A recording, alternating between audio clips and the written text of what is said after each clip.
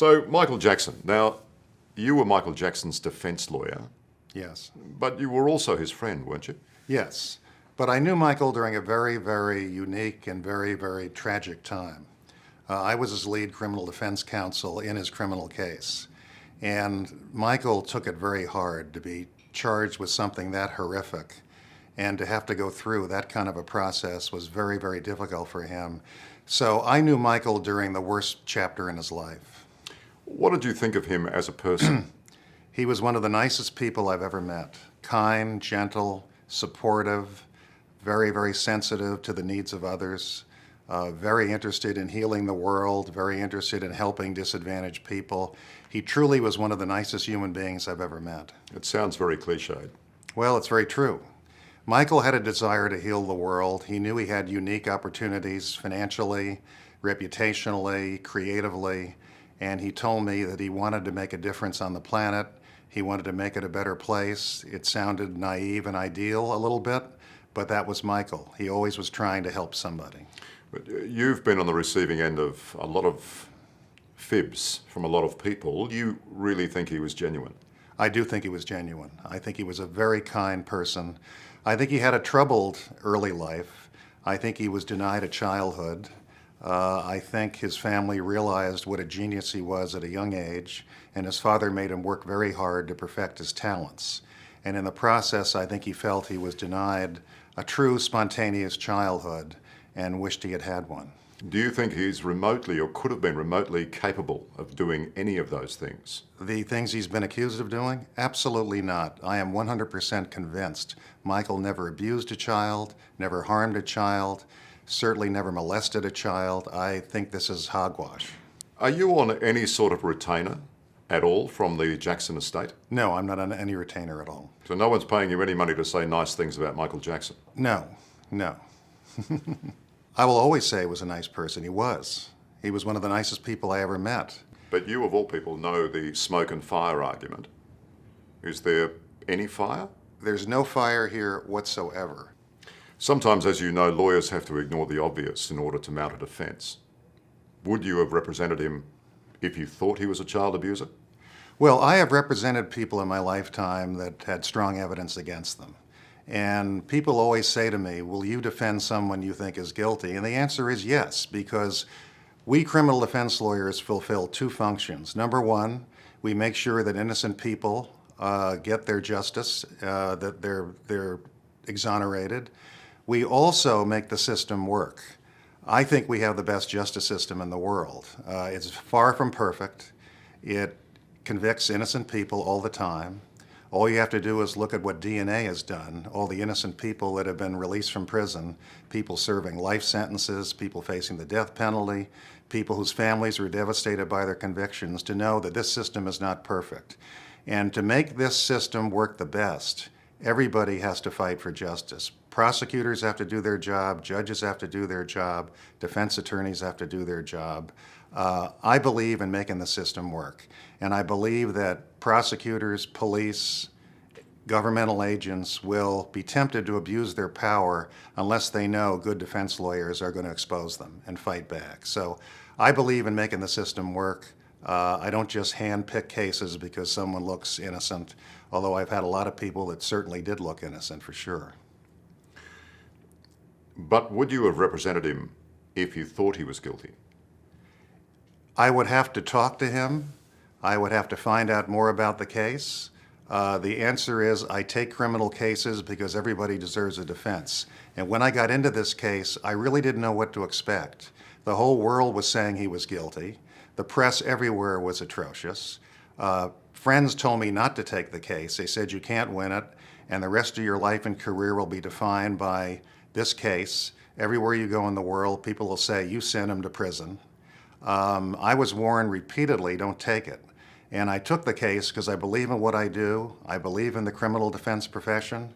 I think we had to do a lot more to create freedom and liberty and make the system work than people realize. So when I got into the case, I really didn't know the evidence. I knew what he told me, and that he was absolutely innocent. He said, this is just ridiculous. I never did anything like this. I never could conceive of doing anything like this. And I found him very, very credible, But I reserved my opinion until I dug into the evidence. And the more I looked at the evidence, the more it seemed to me this man was completely innocent. You knew, you didn't have to be a genius to figure out that with the whole Michael Jackson phenomena, you knew that trial was going to be a circus, didn't you? It certainly looked that way. I had watched a little bit of it on television, the case that is, before I got in. And I got a pretty good feeling that this was going to be an unusual event. I wasn't quite sure how the judge was going to handle it. I wasn't quite sure how the local community in Santa Maria, California was going to handle it. But I had a good idea this was going to be a wild scene. Tom, after all that time, after all those months of deliberations and witnesses and cross-examinations and all the, obviously, the preliminary work that you put in, that moment in the courtroom when they said not guilty, how many times? 14. 14 times. What was that like? That was one of the most unique, powerful, unusual experiences of my lifetime. I had lived in Santa Maria, California, which is northern Santa Barbara County, which is north of Los Angeles where I live in California.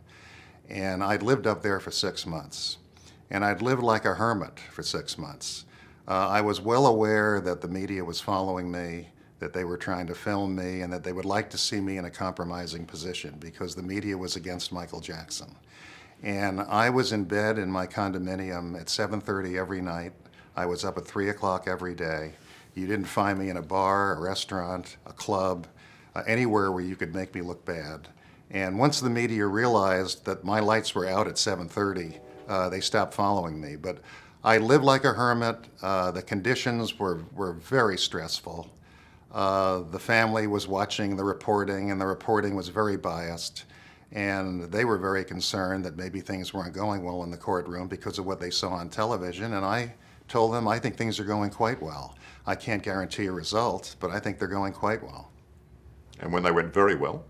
They went extremely well. I was very relieved. That day, the 14th not guilty came down. He was acquitted completely. I hugged him. I looked in the courtroom, and I saw all these disappointed media faces, people who wanted the drama and the story to continue, and it was over. What did Michael Jackson say to you? He said, "Thank you, thank you, thank you." Never forget it. And that was it? Well, that was it. Well, then I saw him at Neverland later that day. In fact, there was a press conference with the worldwide media that I skipped because I wanted to be with him and his family at Neverland. And he was very, very appreciative. He wanted to hug my staff and thank them for what they'd done for he and his family. Very powerful time. Did he make any comment to you about the tribulation, about the pressure that he'd been under, or how he viewed that? You know, he didn't have to. I watched him deteriorate physically and emotionally during the trial. He lost weight, his cheeks became more sunken in, he had a pale color to him. He was very, very sensitive to these kinds of attacks. And you have to remember what he was charged with. He was charged with masterminding a conspiracy to abduct children, to falsely imprison a family, and to commit extortion, which he would never in a million years even dream of doing.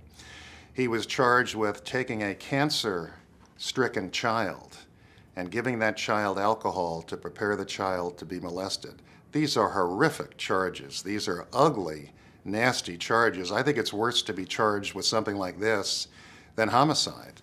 I really do. So he took these charges very, very, he was so devastated by people trying to say he was doing this.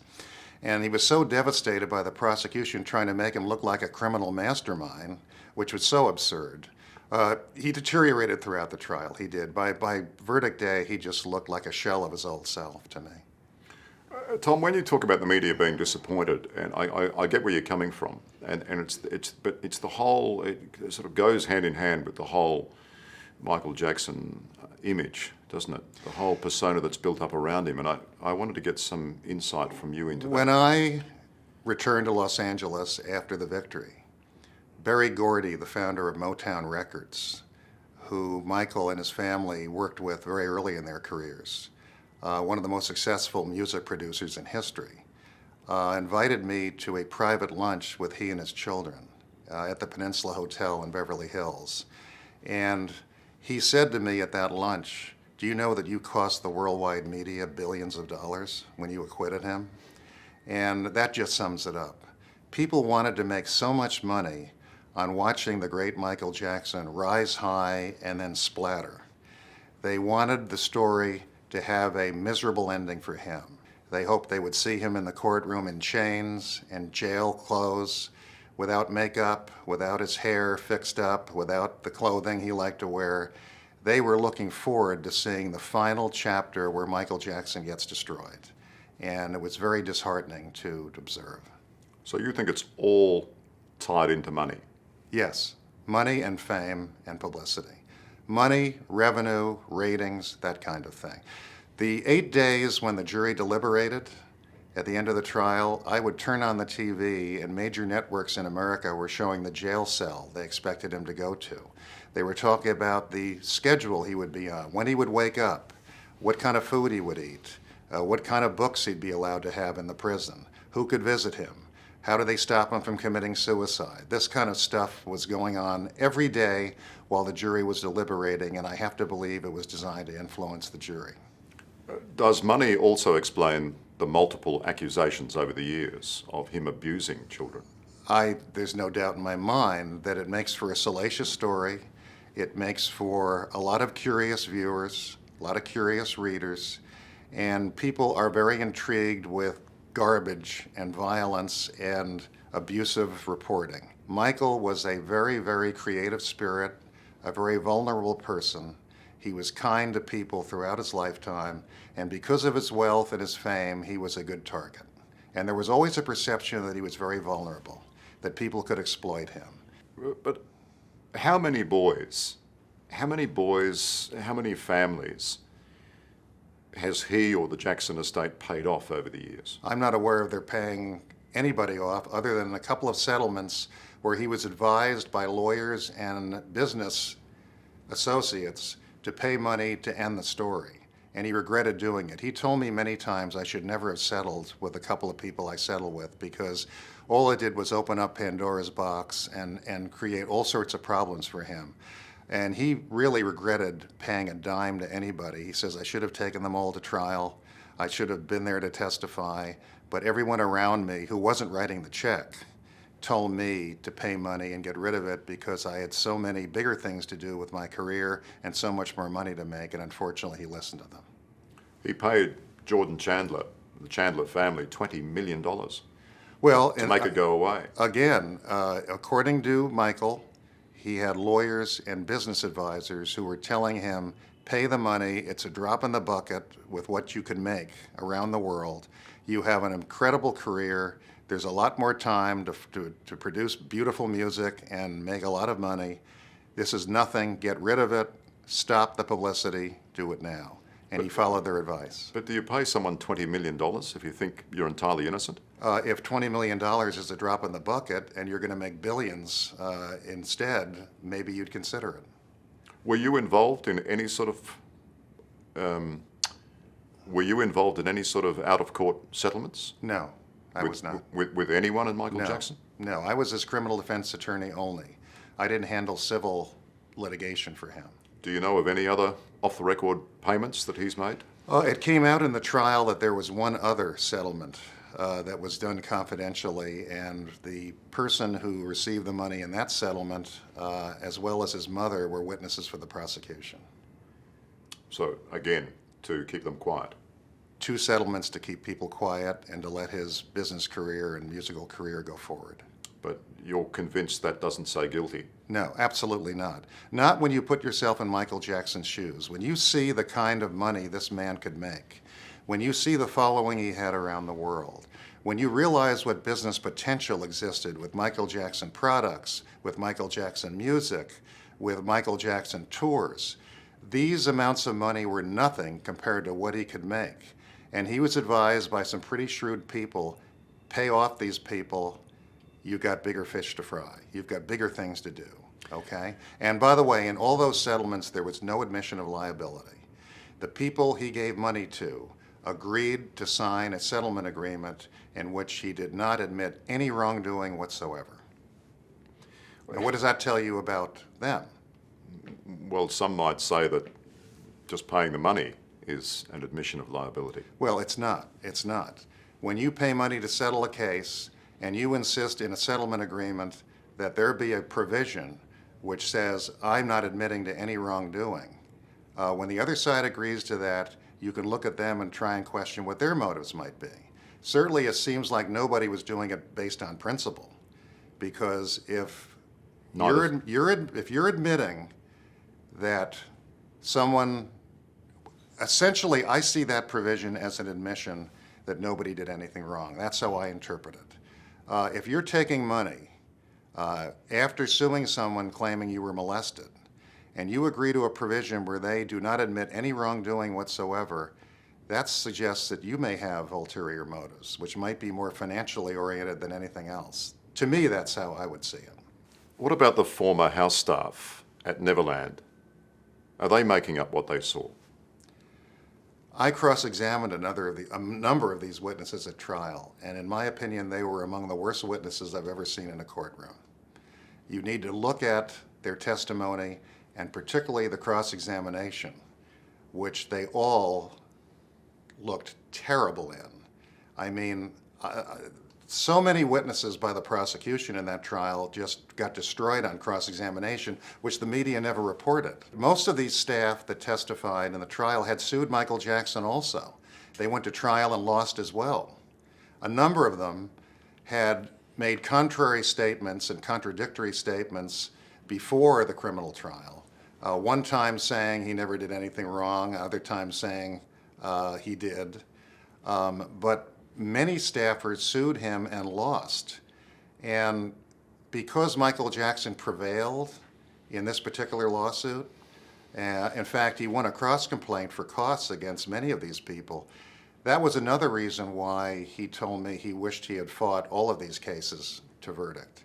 He said, look, I tried to listen to my business advisors, my lawyers. They said, end the publicity. It's going to cost you much more than what you're going to pay to settle and resolve these cases. And he said, I listened to them and I shouldn't have. Tom, let's just stay with these accusers for a moment, because I'm fascinated by this. Some of these accusers have not just changed their story slightly, they've done a 180. I mean, Wade Robson, he was your star witness in the trial that you defended Michael Jackson successfully in. Now he says he molested him. Is there a possible explanation in the Me Too movement where people now feel more comfortable saying publicly, look, I was abused. Can we now please do something about it? Right now, if you are accused of this type of thing, you are almost judged guilty before you can defend yourself. I think right now we're going a little too far, and a lot of people who are not honest, who are trying to capitalize on this particular movement, are raising accusations that need to be challenged.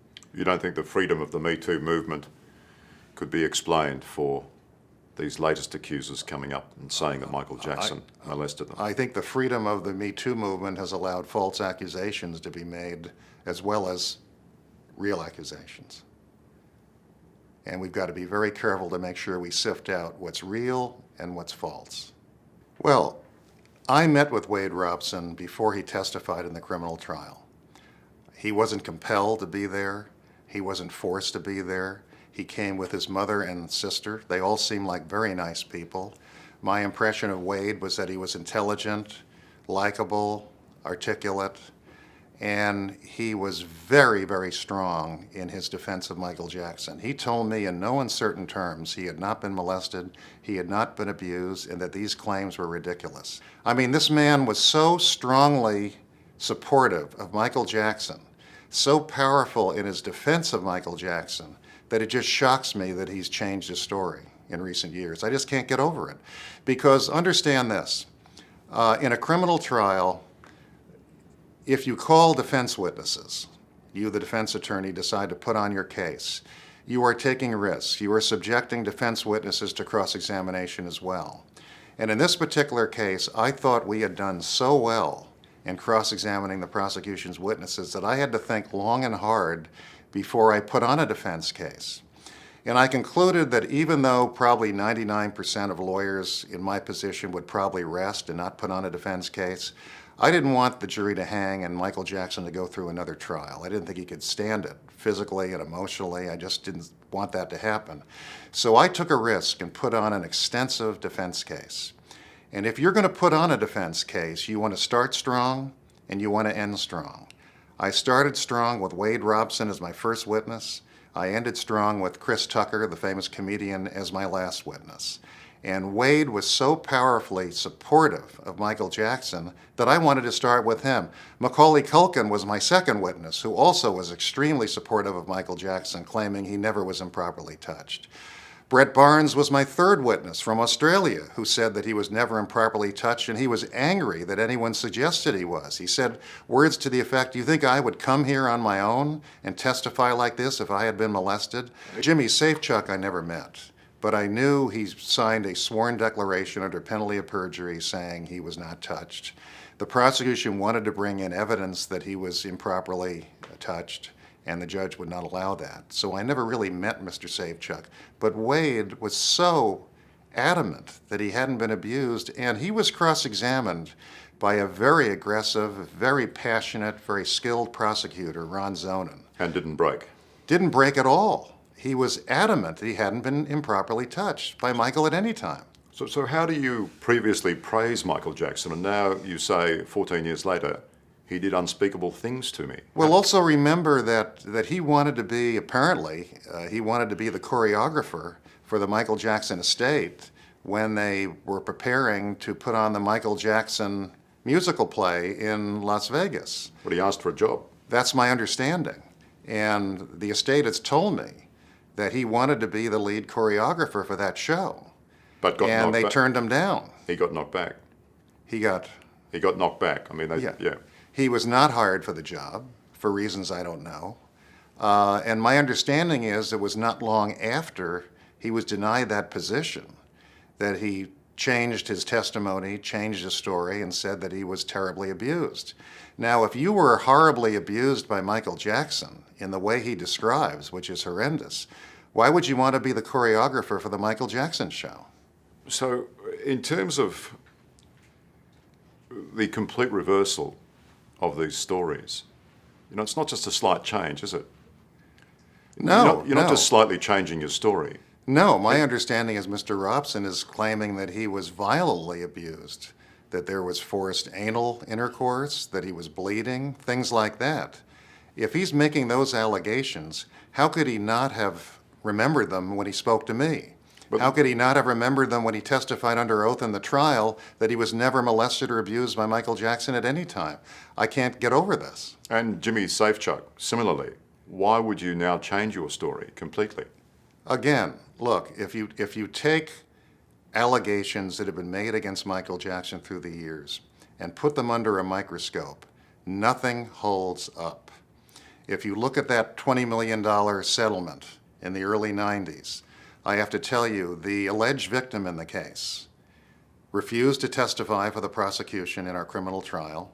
They put a lot of pressure on him to testify. Jordan Chandler. We had some witnesses who claim he told them he never was molested. And they claimed he said he was upset with his parents for having him make those statements. I don't know if that's true or not. This is what these people said. I know that Mr. Chandler sought legal emancipation from his parents, and I believe his mother testified in the trial that she hadn't seen him for many years. She testified for the prosecution. She thought he had been molested at that point. You look at all of these accusers under a microscope, and you see financial gain as a primary motive, in my opinion, because if your child is molested the way these people have accused Michael Jackson of doing it, you don't just take a check and then sign a settlement agreement where Michael Jackson denies any liability at all, okay? You don't do that. You operate on principle. You don't let Michael Jackson sign a document which absolves him of liability or responsibility. Having said that, fairly difficult, isn't it, to come out as an adult publicly and admit that you've been molested? Is there any discount that you're giving them for that? Why would you do that? If only for money? Well, again, if you believe you have been molested as a child, and that's a horrible allegation, that's a serious criminal offense that can put you away in prison for life. If you believe someone did that to you, do you let them sign a settlement agreement denying any liability whatsoever in return for a check? Is it all about money? Apparently, it's not about principle, because if you were doing it on principle, you wouldn't let a settlement agreement like that be executed. So you've got to look very carefully at people's motives, and you've got to look very carefully at the facts. You've got the most famous person in the world, one of the wealthiest people in the world, perceived as very vulnerable, okay? And people constantly tried to exploit him throughout his lifetime. And he was getting subjected to frivolous lawsuits throughout his career by people who wanted to cash in. You have to look carefully at what the allegations are and what the result is. And I maintain that if you claim you were molested by Michael Jackson repeatedly and violently, and you take a check and sign an agreement with him where he denies any liability at all, that raises a red flag to me with respect to motives. Why doesn't this sort of thing happen to a lot of other pop stars? I mean, why particularly Michael Jackson? Well, I think a lot of pop stars are sued frivolously. But I don't have a lot of information to give you today. Not all for child abuse. I mean, it just keeps coming back to... Well, you say it keeps coming back, but I mean, look at the specifics of each allegation, and they all collapse. Every one of these instances collapses when you look carefully at it. And you have to accept the fact that Michael Jackson was an unusually desirable target for everybody. He was subjected to so many lawsuits throughout his life, it was almost scandalous. But it wasn't just about his bank balance, was it? It was also about partly his behavior, which allowed those things to happen. Well, Michael Jackson is accused of eccentric, unusual behavior. That's not a crime, okay? Michael Jackson was the world's greatest entertainer in his lifetime, okay? To entertain, he was eccentric, he was different, he was creative. He made music that was beyond belief. He never took a dance lesson in his life. Some people thought he was the greatest dancer ever. He was an immense target. And he builds a ranch for kids. Yeah, he built a ranch with an amusement park, with a zoo, and he busloads of underprivileged kids from the inner city would come to Neverland. We had one of those visits while I was representing him, where a lot of kids from Compton in Los Angeles, who were in a low-income neighborhood, were bussed up there to have fun. I mean, to Michael Jackson, this was all public. None of it was hidden. And in his mind, this is as innocent as anything can be. He never dreamed somebody was going to turn this against him the way it was. The stories of him sharing his bed with children, do you think that's right? Well, first of all, his bed was about as big as this hotel we're in, okay? And mothers and fathers and sisters slept on the bed too. So Michael Jackson repeatedly told me, I've never improperly touched anyone. I've never molested anyone. And the parents would sleep on my bed. And the sisters would sleep on my bed. But don't you think that's a little bit strange? I mean, it was unusual, but it wasn't criminal. No, but isn't he opening himself up? That was a terrible mistake, because he was such a public figure, so vulnerable to false allegations, so vulnerable to lawsuits, that it was a mistake to do that. And after the trial, he told me that's not happening again. Now, you look at many cultures around the world, and you'll see that parents and kids and cousins all sleep in the same bed. I mean, sleeping in the bed with children is not a criminal offense. You have to take it to the level of sexual behavior, and we proved that he didn't do that. Tom, I want to ask you specifically about one of the housemaids because she has now come back into public view with this, release of this documentary and comments around the world on various websites and that sort of thing. What do you make? What do you make of Adrienne McManus? Well, I haven't seen or spoken to her since I cross-examined her in the trial. And I thought she was perhaps one of the worst witnesses I've ever seen in a criminal courtroom, and I've been doing this for decades. She contradicted herself, I thought, very often, and it was one of the most effective cross-examinations I've ever conducted. I mean, as I recall, and I haven't looked at the testimony for many years, she had testified under oath before the trial that he had not abused anyone. And there were some other problems. Take a look at her cross-examination. I think you'll be shocked at what you see. What about her claims that she was threatened by Jackson's people? She was intimidated by the staff, in fear for her life, wanted to keep her job. That's why she didn't tell the truth initially. I don't believe it for a second. I just don't believe it. Don't buy it. I cross-examined her, I watched her, the jury watched her, and she was discredited, in my opinion, repeatedly. So when she says that she saw Michael Jackson do certain things, that she cleaned his bedroom for years, found certain things, you don't buy it. I don't believe it for a second. Look at the cross-examination of this witness, and then tell me what you think. Okay.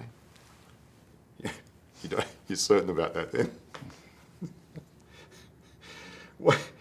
What, I mean, again, I know this, I'm going to sound like a broken record, so excuse me, but what's her motivation for saying these things 25 years later about Michael Jackson? What was her motivation in the trial for doing it? Look at the cross-examination.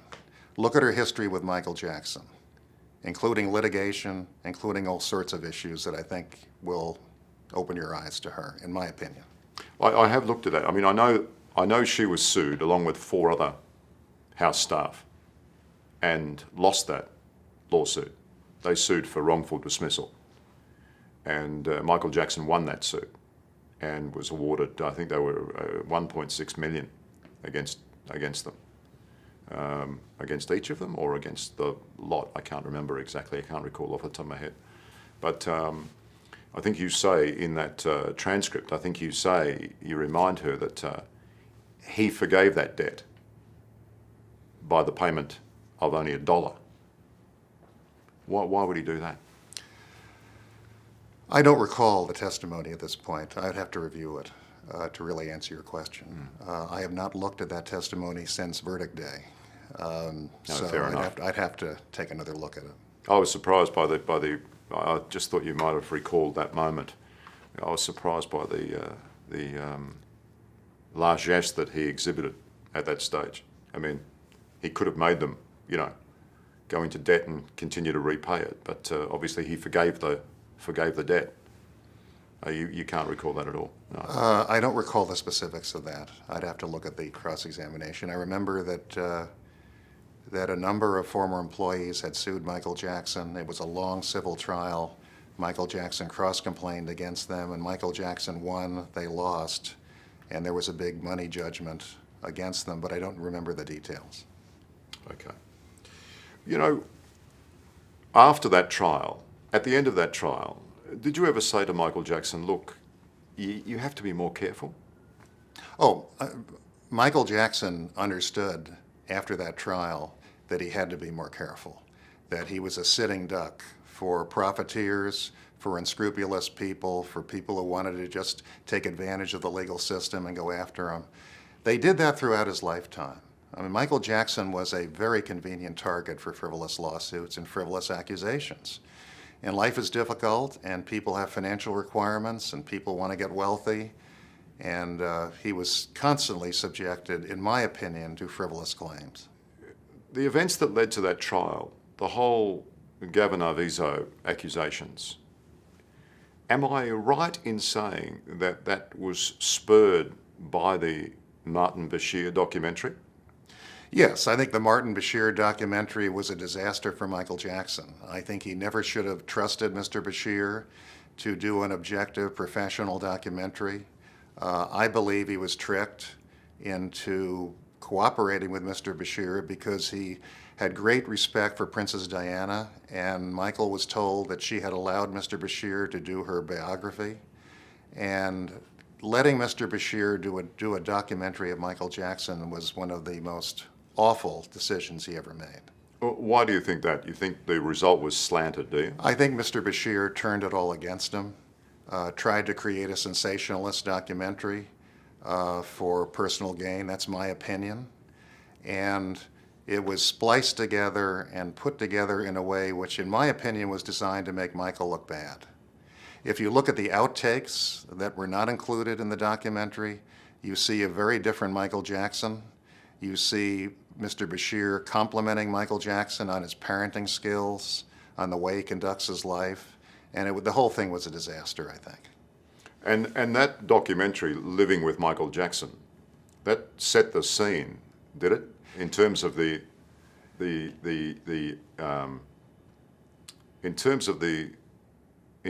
district attorney in charge of that case eventually, and the local district attorney, do you think that set the scene for lawmakers to think, well, hang on, there's something going on here? I think that documentary pushed things over the top. Remember, you had a very, very aggressive, overzealous district attorney who, starting in the early 90s, looked to get an indictment against Michael Jackson. In the early 90s, there was a grand jury investigation in Santa Barbara County, California. There was a grand jury investigation in Los Angeles County, California. Throughout the mid-90s, Mr. Sneddon traveled outside of America looking for witnesses against Michael Jackson. There was an incident, unfortunately, where Michael Jackson made fun of the district attorney in a music video, which I think was something he should not have been advised to do. But this Martin Bashir documentary, in my opinion, pushed things over the edge and made this very aggressive, overzealous district attorney think he now had a case against Michael Jackson. Did that lead to the police raid? I think it had a lot to do with the police raid. I think the documentary made Mr. Sneddon think, I now have a winnable case against him. In November of 2003, at Mr. Sneddon's request, 70 sheriffs from Santa Barbara County made a surprise raid on Neverland. 70? 70. Approximately 70 sheriffs raided Neverland, scoured every building, every room for computers, for documentary evidence, anything they could find. They were relentless in their efforts to find evidence to convict Michael Jackson with. And in a raid of that size, what did they find? Nothing, in my opinion. Michael Jackson was acquitted. The jury said not guilty 14 times, 10 felonies, 4 misdemeanors. It was a clean sweep. In my opinion, they found absolutely nothing. 70 sheriffs, and they couldn't find anything to pin on. 70 sheriffs. They tried to. They tried to look at his computers. They tried to look at what was in his closets, what was in his drawers. They made a mess out of his bedroom. They went into the animal quarters where his giraffes and elephants and all the animals were kept. They scoured the place looking for evidence, and in my opinion, they found nothing. I would have thought a raid of that size, you would have had to have had reasonable evidence prior to it to obtain the warrants. Not in my opinion. I think this was a mission by a district attorney who, in my opinion, was overzealous, overaggressive, convinced himself that Michael Jackson was a criminal, and thought he would find a way to build a strong case against Michael Jackson. And I think he thought he had one going into the trial.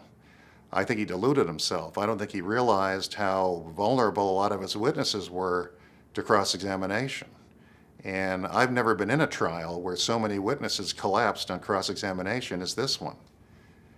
It just was remarkable that he would throw all these witnesses on the stand, under oath, and then they would just collapse on cross-examination. I've never seen anything quite like it in my whole career. Why was the district attorney so desperate to pin Michael Jackson?